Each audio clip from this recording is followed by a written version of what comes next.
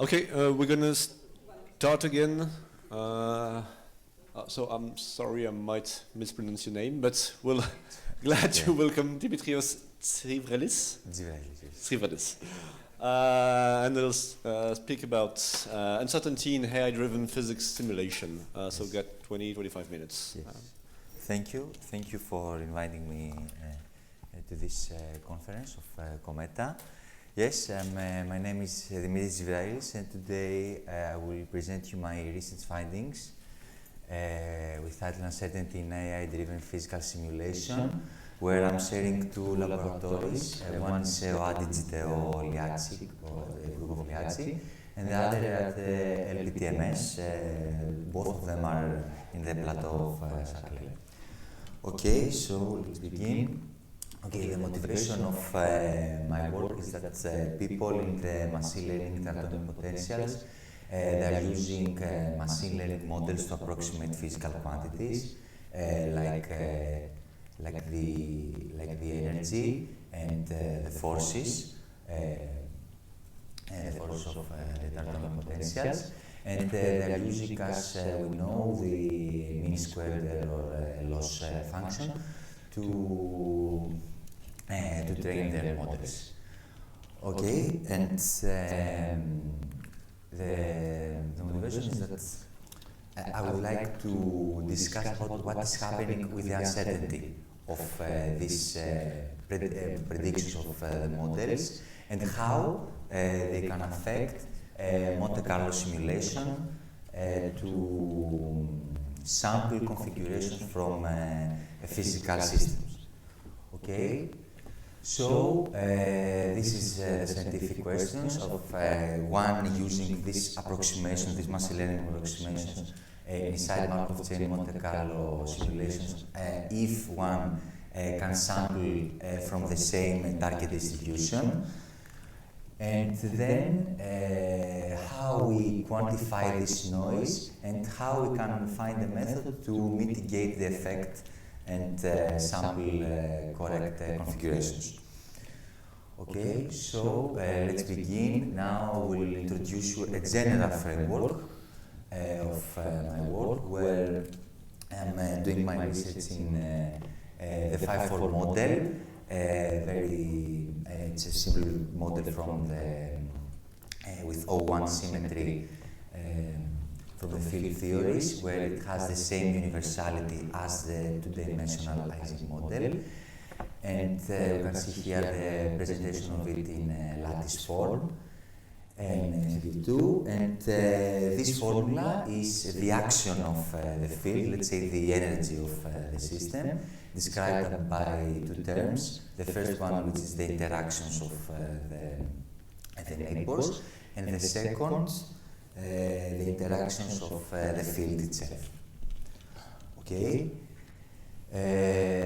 so now I would like to again present, let's say, a bit of the Metropolis-Hastings algorithm, which is a sub-method of MCMC methods in general, where we start to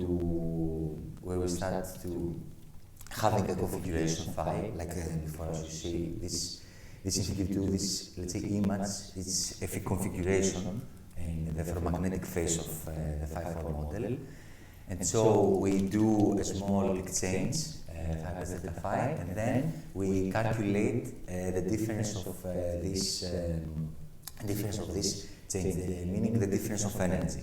And of course, if it is favorable, there is acceptance probability that we'll accept this move and update the configuration. And if not, it will stay in the configuration that it was initially. I would like to point out here that this difference of energies, of actions, you can write it as a Taylor expansion, where we have here, let's say, the gradient term of the 5-4 model, let's say the forces of the system, where I would like to replace it using a machine learning model and see what is happening inside the algorithm. Okay, so here I'm implementing an RCNN residual convolution neural network model, where the convolution neural network is about, it has the advantage to exploit the translational invariance of the lattice field model, and the residual connection is used to better have a propagation of the weights and the information from a previous layer. Okay, sorry. So here, as before in the first slide, we can see the performance of our machine learning model, and as I discussed, that there is a noise around the, let's say this is the perfect line, perfect prediction, ideal prediction, and by using this machine learning model, by replacing it inside the difference of energy, as I showed you before, we can see that we obtain different samples. And let me be more precise here. The orange-yellow distribution, it is the samples you obtain by using the Metropolis hastings, having the analytical solution of the difference of action. And the green one is the samples you obtain by replacing the machine learning, the RCNN approximation of the gradients inside the difference of action. And as you can see, this noise accumulates and creates these discrepancies of the observables, where here let's say it's the observable of the energy and here of the magnetization. So there are discrepancies. So this is the problem of using some machine learning. This is the problem of the noise. And so here, yes, sorry, I would like also to point out that if you do this, again, simulation around the phase transition, you can see here from the magnetization that you have a different, let's say, physical representation, where again the green are the samples by using this RCNN approximation, and you can see that it has driven to a more paramagnetic, a more thermalized phase. And yeah, and I want also to point out that these models, if you replace them inside the algorithm, you have the problem not retrieving the same physics of the samples. Okay. So now I would like to present how we can mitigate this effect of the noise, where first of all I would like to discuss about how the behavior of this noise. And so here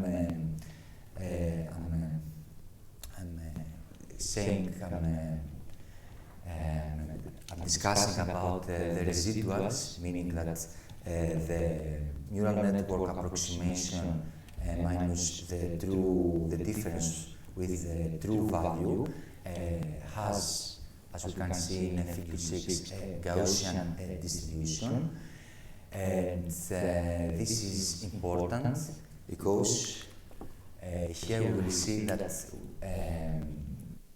in 1999 separately introduced a penalty technique where if the noise of this difference of action follows a Gaussian distribution, then you can solve it exact, retrieve the correct samples by implementing a penalty factor that has the variance of the Gaussian distribution. And so this is incorporated inside the acceptance probability, and so respectively with the amount of noise that there is from the neural network, then here it rejects configurations that go to unphysical states.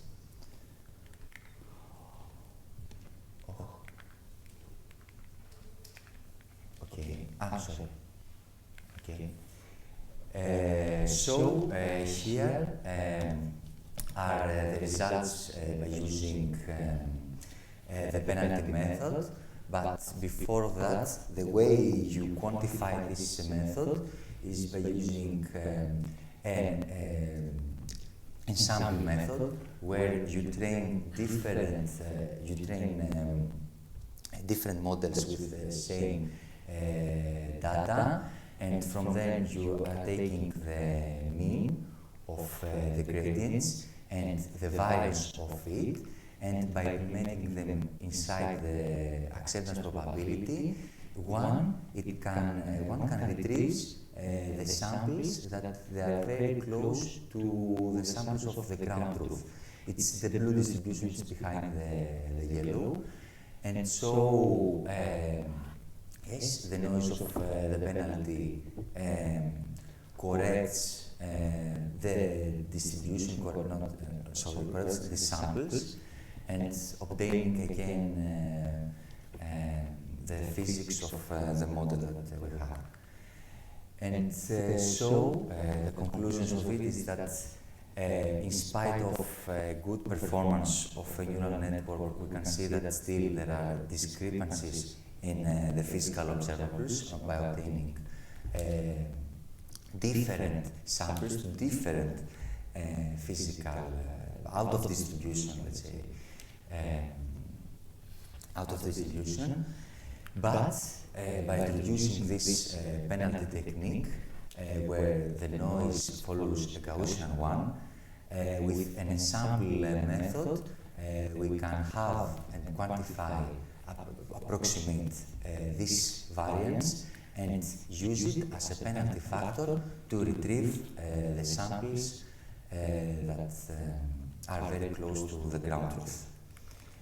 And of course, yes, to, as I said, to retrieve the correct physics of physical simulation. Where here, as you can see again, we are close to criticality, where by using the penalty ensemble method, we retrieve again the same magnetization close to the ground truth, correcting the physics of the problem. Okay, here are my references. Thank you for your attention. It was my presentation. Thank you very much. Thank you. Is there any question in the room? Yep. Thank you for the talk. So, correct me if I'm wrong. Yes. You include the noise in the Monte Carlo, in the Markov chain method, right? So Yes. Here, and by adding this noise, you can retrieve the real underlying distribution, right? Yes. Or you are close to the real underlying distribution because you are accounting for the noise in the Markov chain process, sort of. Yeah, exactly. Okay. But do you know why, for the neural network case, where you use a neural network, you don't get the same answers? Or do you have a sense of why the convolution? Yes, why there is this discrepancy in the other methods? The samples. Well, yeah. It's like that. The noise of the gradient here, let's say, is systematic. So inside in the for loop of the Monte Carlo chain, this accumulates and creates these big discrepancies. And there are other cases. In this case, let's say a bit compromised with the gradient. But there are other cases that the noise, it can explode and go really out of distribution. Okay. Well, Okay. Okay, thank you. thank you.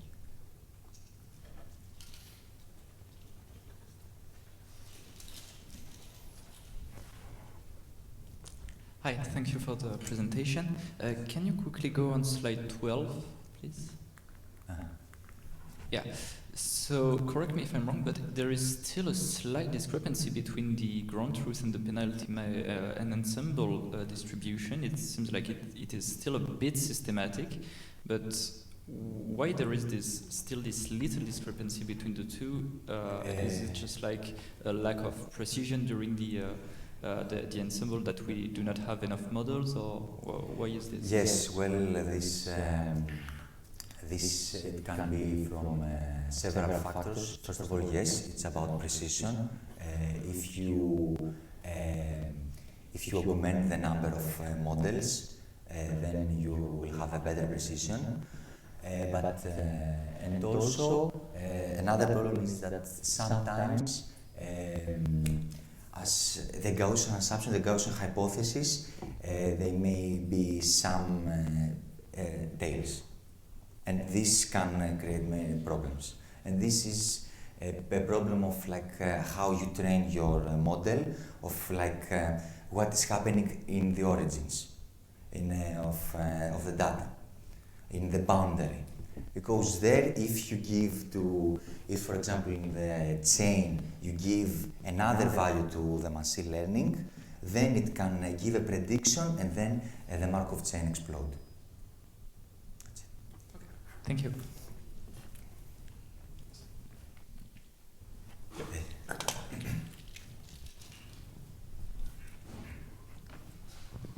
Just one question, the N machines that you referred Yes. to on this slide, is it the same kind of RCNN model?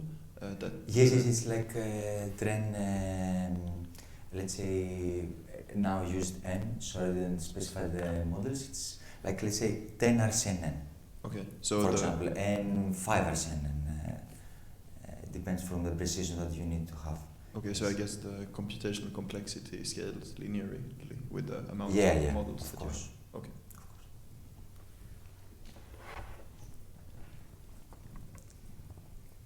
Yeah, thank you for the talk. I have a question. Which kind of metropolis hastings scheme did you use here? Because I can see a gradient in the acceptation ratio. And I'm not sure you mentioned which kind. It's just the metropolis algorithm. For the proposal distribution, it's just the Gaussian one. And here I expressed the difference of the energy, the difference of the step that you do as the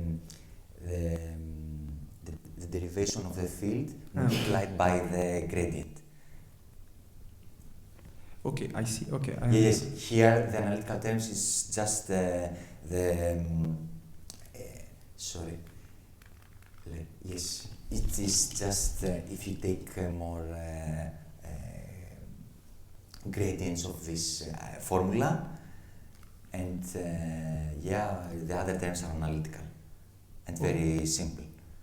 Okay, thank you. I understand better. It was my first question. The second Yes. is, are there any theoretical results to support the numerical results you present, the fact that the penalty method works well to Yes, there are. To get the trust? Yes, I haven't put here, but yeah, if you, for example, you want to simulate the metropolis hastings, and you by the hand you add noise to the Gaussian one to the difference of the energy, for example, by using the exact variance of this noise, you correct the samples perfectly. Okay, so the stationary distribution of the Markov chain is exactly what you try to get. Yes. The trust. Okay. Yes. Okay. Thank you. Yes, thank you very much for your talk. Yes. So my question, when you train your N machines, what exactly differs in the N learning tasks? Because it seems quite impressive, the fact that apparently your ensemble method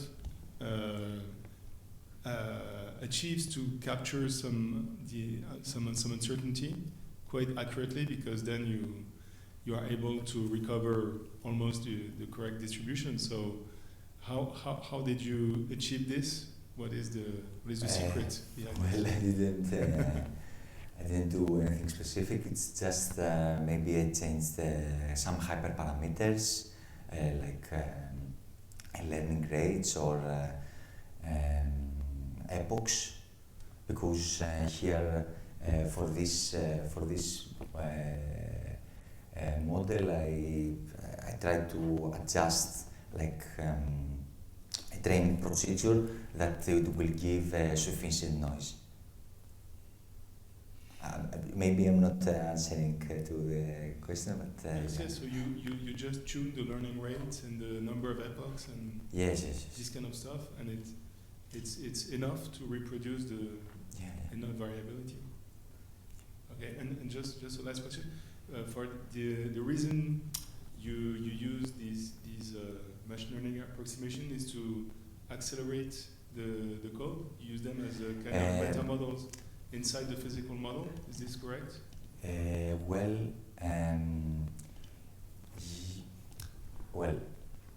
by simulating, if you use it, because you use GPU with CPU, and they interact these two, the runtime is bigger than the one that you use for the CPU, and this is because of incompatibility. I mean, this is a coding thing that I haven't looked. I mean, I've searched it, but I didn't succeed to make it run faster. But yeah, the runtime is bigger than the physical thing. So at the end of the day, the procedure you advocate isn't significantly quicker than the original one, or? Yeah, it's not quicker. Okay, but this was the initial goal of the the initial goal is that let's say in the machine learning atomic potential, people are using DFT calculations to find like the energies and the forces of chemical, let's say, molecules, and so one can use these machine learning models to metropolis adjust Langevin equation to simulate and recreate again samples. But yeah, as a procedure right now, I'm saying that it's not fast enough. Yeah. In my code and things I'm doing, yes. Thank you. Yes.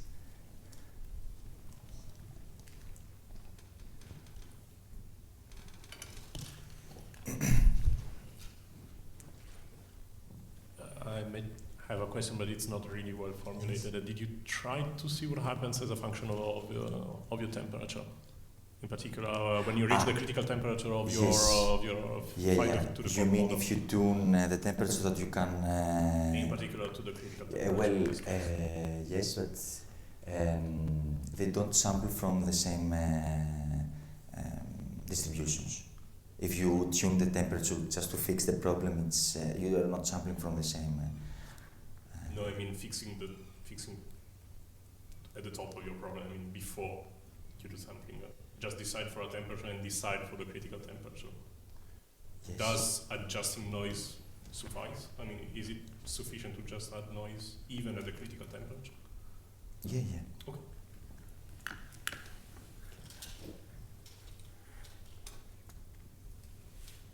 More questions? If not, then I guess we can. Thanks again. Yes, thank you.